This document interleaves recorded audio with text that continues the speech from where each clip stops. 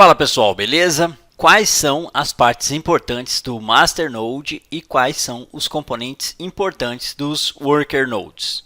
Nessa aula a gente vai ver exatamente isso.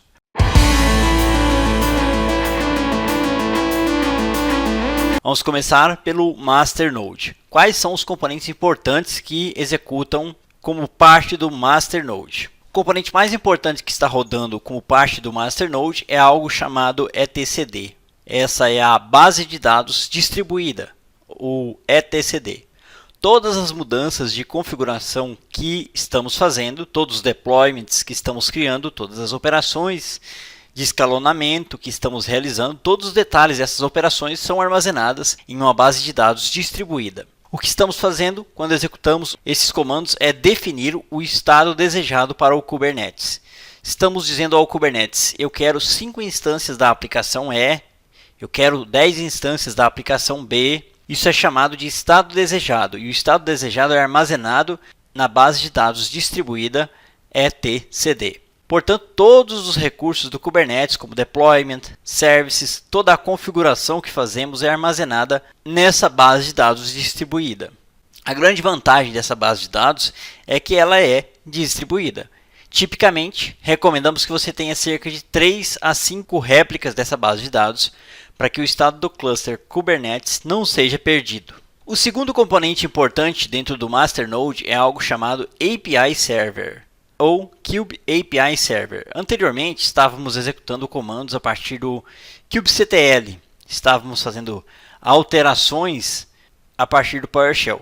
Como que o kubectl se comunica com o Kubernetes Cluster?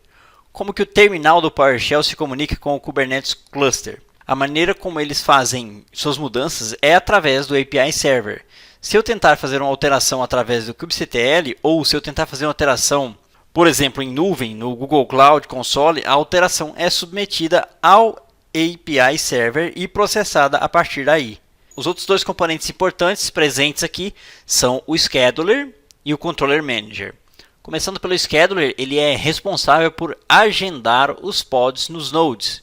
Em um cluster Kubernetes, você vai ter vários pods e quando estamos criando um novo pod, precisamos decidir em qual node o pod deve ser agendado. A decisão pode ser baseada em quanta memória está disponível, quanta CPU está disponível, se há algum conflito de portas e muitos outros fatores. Então, o Scheduler considera todos esses fatores e agenda os pods nos nodes apropriados.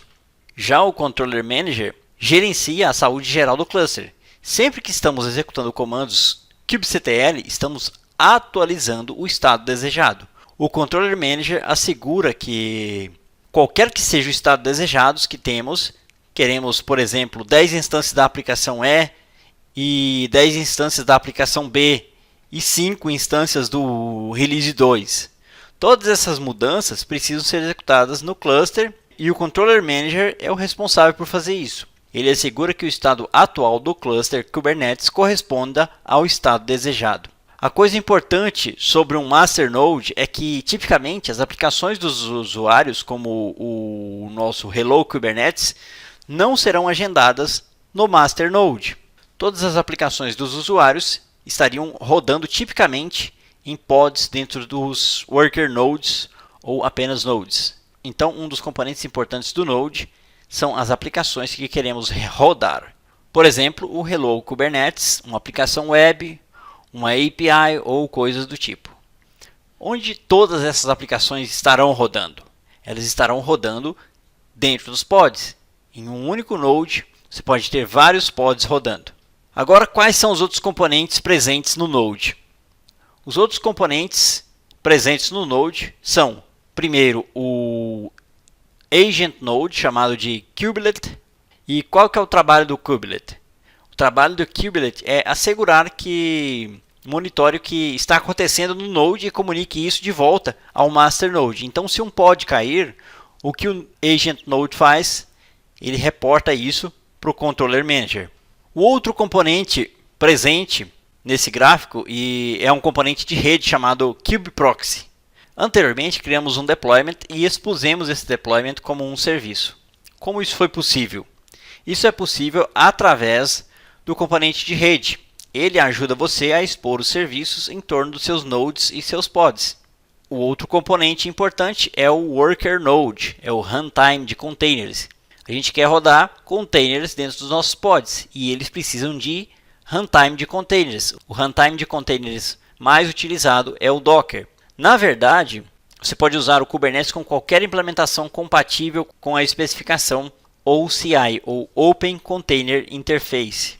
Dentre eles a gente tem o Docker, temos o Podman e por aí vai. Falamos muito sobre o que está presente no Master Node e o que está presente no Node ou nos Worker Nodes. Antes de terminarmos essa sessão, vamos discutir alguns pontos importantes. O primeiro ponto a gente já discutiu, que é o Master Node executa algum dos containers relacionados à aplicação. Ele executa o Hello Kubernetes e coisas do tipo. Já discutimos isso. E a resposta, vocês já sabem, é não. O Master Node tipicamente contém apenas coisas relacionadas ao que é necessário para controlar os Worker Nodes ou simplesmente Nodes. O segundo ponto é, a gente pode rodar containers Docker no Kubernetes? A resposta é não. E a gente já falou sobre isso também. Se o nosso container for compatível com a OCI ou Open Container Interface, isso é suficiente. Você pode rodar esses containers no Kubernetes. E a terceira pergunta, que é muito interessante, o que acontece se o Master Node cair ou o que acontece se um serviço específico do Master Node cair? As aplicações vão parar? A resposta é não. As aplicações podem continuar executando mesmo com o Master Node inativo. Quando eu estou invocando uma URL para acessar uma aplicação, o Master Node não é envolvido de forma alguma. A única coisa que estaria envolvida nessas situações são apenas os Worker Nodes, os nodes que estão fazendo o trabalho. Então, mesmo que o Node caia ou o API Server caia, nossas aplicações continuariam rodando. A gente não seria capaz de fazer alterações nela, mas as aplicações que já estão em execução continuariam em execução. Beleza, pessoal? Então é isso. Até a nossa próxima aula. Esse vídeo é patrocinado pelo meu treinamento Docker do Zero à Maestria. Containers desmistificados. Aprenda Docker do zero absoluto na teoria e na prática. E dobre as suas oportunidades de crescimento na carreira. Mais detalhes na descrição e no comentário em destaque.